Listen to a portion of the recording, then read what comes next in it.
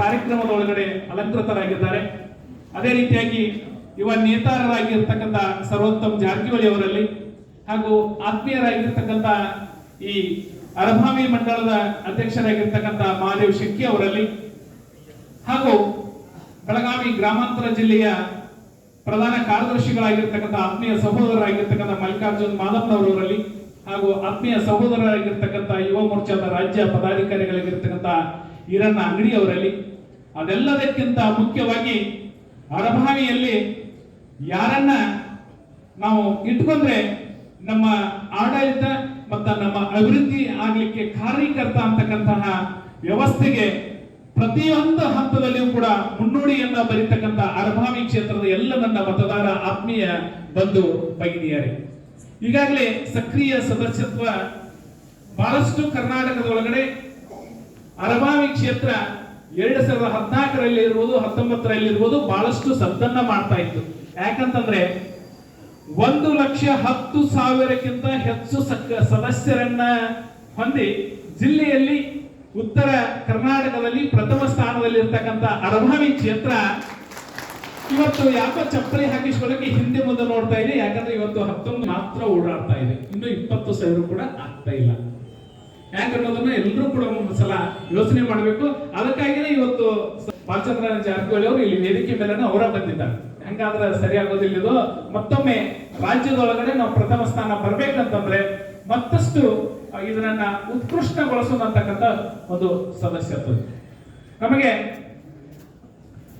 August 2ನೇ ತಾರೀಕಿನಿಂದ ಪ್ರಾರಂಭವಾಗಿರ್ತಕ್ಕಂಥ ಸದಸ್ಯತ್ವವನ್ನ ಈಗಾಗಲೇ ಕೇಳಿದಾಗ ಎಲ್ಲರೂ ಕೂಡ ಕೈ ಎತ್ತಿದ್ರೆ ನಾವು ಸದಸ್ಯತ್ವವನ್ನು ಹೊಂದಿದ್ದೀವಿ.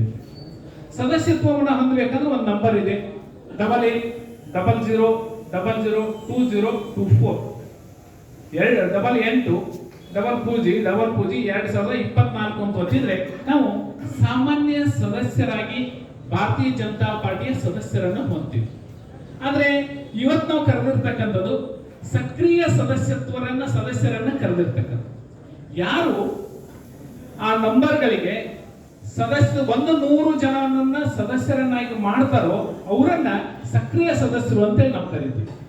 ಅಂತವ್ರು ಎಷ್ಟು ಜನ ಸಕ್ರಿಯ ಸದಸ್ಯರಾಗಬೇಕಂತಂದ್ರೆ ಒಂದು ಬೂದಿ ಕನಿಷ್ಠ 2 ರಿಂದ 4 ಜನ ಆದ್ರೂ ಆಗ್ಬೇಕು ಅಂತಕ್ಕಂಥದ್ದು ಒಂದು ಪಕ್ಷದಿಂದ ಬಂದಿರತಕ್ಕಂಥ ಒಂದು ನಿರ್ದೇಶನ. ನಮ್ಮ ಬೂತ್ ನಲ್ಲಿ ಕನಿಷ್ಠ 50 ಸದಸ್ಯರನ್ನ ನಾವು ಆ ನಂಬರ್ಗಳಿಗೆ ಅಂದ್ರೆ 8800002024ಕ್ಕೆ ಕಾಲ್ ಮಾಡೋದ್ರ ಮೂಲಕ, ಮಿಸ್ ಕಾಲ್ ಕೊಡೋದ್ರ ಮೂಲಕ ಸದಸ್ಯರನ್ನಾಗಿ ಮಾಡಬೇಕು. ಆ ಸದಸ್ಯರನ್ನಾಗಿ ಮಾಡಿದ ನಂತರ ಅದರೊಳಗಡೆ ಅನೇಕ ಡೀಟೇಲ್ಸ್ ಬರುತ್ತೆ. ಅವ್ರ ಹೆಸರ, ಅವ್ರ ಡೇಟ್ ಆಫ್ ಬರ್ತ್, ಅವ್ರು ಯಾವ ಕಾನ್ಸ್ಟಿಟ್ಯೂನ್ಸಿ ಒಳಗಡೆ ಒಳಗೊಂಡಿದ್ದಾರೆ, ಅರಭಾವಿ ಕಾನ್ಸ್ಟಿಟ್ಯೂನ್ಸಿ ಒಳಗಡೆ ಒಳಗೊಂಡಿರ್ತಕ್ಕಂಥ ಎಲ್ಲ ಡೀಟೇಲ್ಸ್ ಹಾಕ್ತೀವಿ. ಅದ್ರ ಜೊತೆಗೆ ಒಂದು ರೆಫರಲ್ ಕೋಡ್ ಅಂತ ಬರುತ್ತೆ, ಒಂದು ರೆಫರಲ್ ಕೋಡ್ ಅಥವಾ ಮೊಬೈಲ್ ನಂಬರ್ ಅಂತೇಳಿ. ಅವಾಗ ನೀವು ಸದಸ್ಯರು ಮಾಡಿದಾಗ ಒಂದು ರೆಫರಲ್ ಕೋಡ್ ಬಂದಿರುತ್ತೆ ನಿಮಗೆ.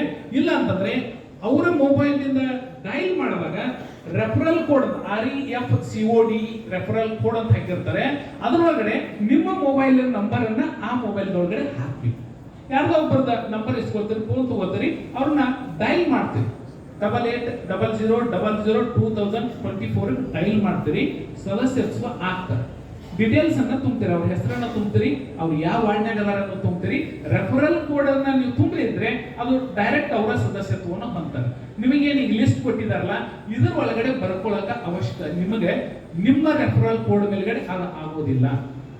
ನೀವು ಸಕ್ರಿಯ ಸದಸ್ಯರ ಆಗ್ಬೇಕಂತಂದ್ರೆ ಈಗ ನಿಮ್ಗೆ ಫಾರ್ಮ್ ಕೊಟ್ಟಿದಾರೋ 50 ಮಂದಿದು, ಅದರೊಳಗಡೆ 50 ಮಂದಿಯನ್ನ ನಿಮ್ಮ ವಾರ್ಡ್ ಒಳಗಡೆ ಮೊಬೈಲ್ ಅನ್ನು ತೆಗೆದುಕೊಂಡು ಅದಕ್ಕೆ ಡೈಲ್ ಮಾಡಿ ಅವ್ರ ಹೆಸರನ್ನ ದಾಖಲಿಸಿ